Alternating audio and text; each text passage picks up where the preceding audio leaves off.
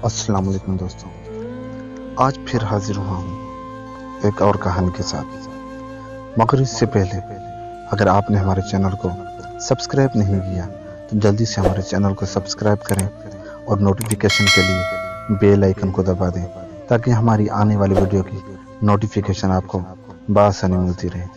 چلتے ہیں آج کی کہانی کی طرف۔ پرانے وقتوں میں سمندر کے کنارے ایک گاؤں تھا جس میں ایک بوڑھی عورت اپنے 5 جوان بیٹوں کے ساتھ رہا کرتی تھی۔ اس کے 5 بیٹوں کی شکلیں ایک جیسی تھی، جیسے مٹر کے دانوں میں پہچان نہیں ہو سکتی اس طرح ان کو بھی کوئی پہچان نہیں کر سکتا تھا۔ کون سا بھائی ہے؟ قدرت نے انہیں مختلف خوبیوں سے نواز رکھا تھا۔ سب سے بڑا بھائی اپنے منہ میں پورے دریا کا پانی بھر سکتا تھا۔ دوسرے بھائی کی گردن فولاد جیسی تھی۔ تیسرا بھائی اپنی ٹانگیں جتنی لمبی کرنی چاہے کر سکتا تھا۔ چوتھا بھائی آگ کی بے پناہ تپش برداشت کر سکتا تھا۔ 5ویں بھائی میں صلاحیت تھی کہ وہ سانس لیے بغیر کئی گھنٹے تک زندہ رہ سکتا تھا۔ بڑا بھائی اکیلا دریا کے کنارے جاتا اور بے شمار مچھلیاں پکڑ کر گھر لاتا، مچھلیاں فروخت کر کے دوسرا سامان لے آتا۔ اس طرح سارے خاندان کا وہی پیٹ پالتا تھا۔ یہ سارے بھائی اپنی یہ خوبیاں کسی کو نہیں بتاتے تھے تاکہ لوگ انہیں عجیب نہ سمجھے۔ سارے گاؤں کے لوگ بڑے بھائی کی خوشامد کرتے کہ وہ ان کے بچوں کو بھی وہ طریقہ بتا دے جس سے وہ اتنی زیادہ مچھلیاں پکڑ لیتا ہے۔ وہ ہمیشہ انہیں یہ راز بتانے سے انکار کر دیتا۔ ایک دن گاؤں والوں کی ضد کے آگے اسے ہتھیار ڈالنا پڑے۔ اس نے گاؤں کے کئی لڑکوں کو ساتھ لیا اور دریا کی طرف چل دیا تاکہ وہ انہیں ڈھیر ساری مچھلیاں پکڑنے کا طریقہ سمجھائے۔ جب وہ سب دریا کے کنارے پہنچے تو بڑے بھائی نے دریا کا پانی اپنے منہ میں بھر لیا۔ صرف اتنا پانی رہ گیا کہ مچھلیاں تیر کر دور نہ جا سکے۔ پھر اس نے لڑکوں کو اشارہ کرتے ہوئے بتایا کہ وہ جتنی چاہے مچھلیاں پکڑ لیں۔ لڑکے بھاگ کے دریا میں اتر گئے۔ لڑکوں کو دریا کی تہہ میں بہت خوبصورت رنگوں والے گھونگھے بھی دکھائی دیے۔ وہاں بہت سے خوبصورت سیپیاں اور قیمتی پتھر بھی پڑے ہوئے ملے۔ وہ مچھلیوں کے بجائے انہیں اکٹھا کرنے لگے۔ انہوں نے پتھروں سے اپنی جھولیاں بھر لی۔ جب کچھ دیر ہو گئی تو بڑا بھائی پانی کو منہ میں بھرے ہوئے بہت تھک گیا۔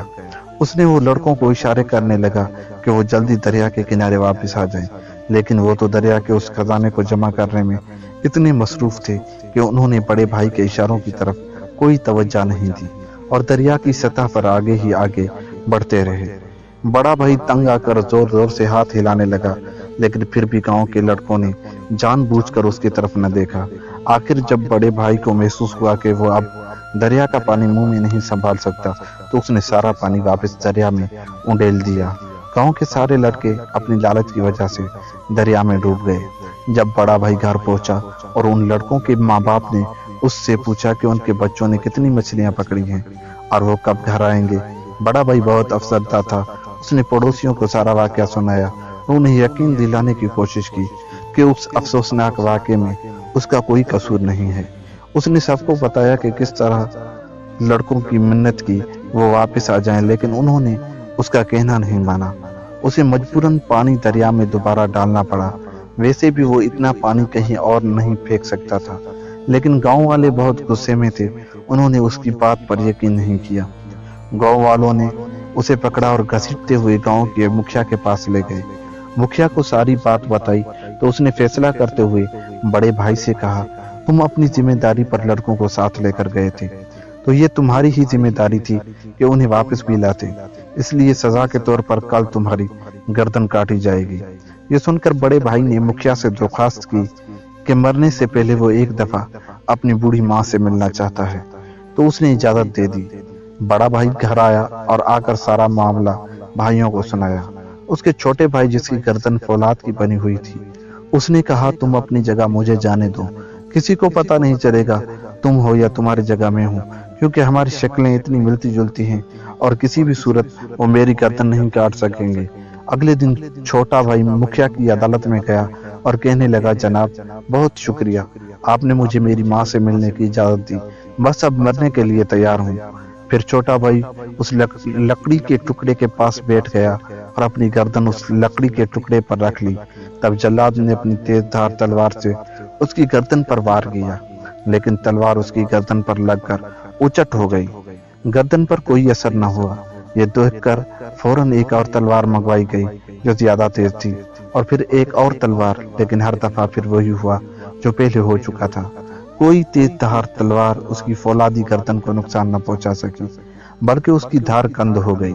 آخر جلایا ہوا جلاد اسے واپس مکھیا کے پاس لے گیا اور کہنے لگا، محترم، اس کی گردن کاٹنا ناممکن ہے کیونکہ اس کی گردن فولاد کی طرح مضبوط ہے۔